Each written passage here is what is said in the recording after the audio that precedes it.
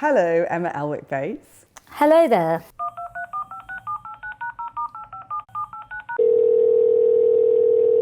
So tell me, you moved to New York how long ago? I moved to New York 4 years ago, and I moved back from New York around Christmas time. And you've done 10 years previously to that at British Vogue, and then you were out at American Vogue as well. So are you a Vogue for Life girl? Yes, 14 years at Vogue, and now I'm a contributing editor. So I've left, but I've still not gone too far away. You're still in the Condé Nast family at Tatler then?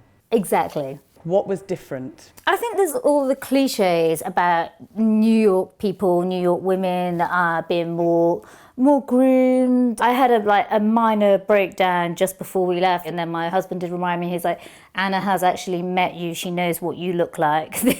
You know. So has your style changed when you got to New York, would you say? My style was very much jeans with tailoring. And then I arrived in New York in August, and just one of the hottest summers I'd ever experienced. I became a massive dress shopper when I arrived in New York. You got the legs out then? As a very much a politician or ambassador's wife, very knee length.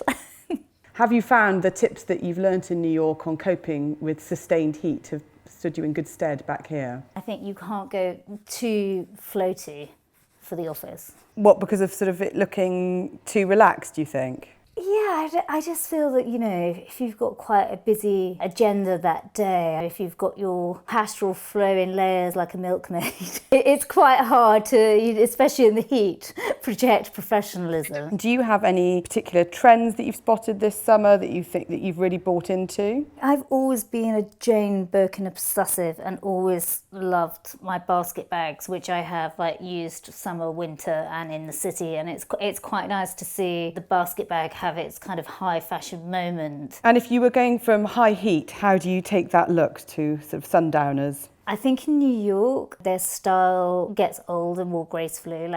Think of those amazing women like Annette de la Rente and Dita Blair. Seeing those women on a sweltering day on the Upper East Side, but in immaculate white linen skirts and shirts is always a good barometer. I aspire to be the woman who can remain pristine in white all day. I think you can do it. You might have high dry cleaning bills, but... What do you think of those sort of traditionally summer brands that only had kind of moment literally in the sunlight in the UK before, but now are having a proper sort of Indian summer? I do think those traditionally what we've thought of as resort brands like Mara Hoffman and Lisa Marie Fernandez and Zimmermann will, become more of our go-tos rather than our holiday treats. And how nice to feel that we were on holiday the whole time.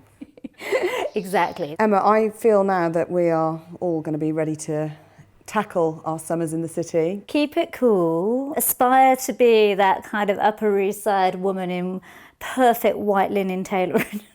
Thank you, Emma, so much for your time. And hopefully we'll see you for a cooling sundowner very soon. Perfect. Thank you. Bye-bye.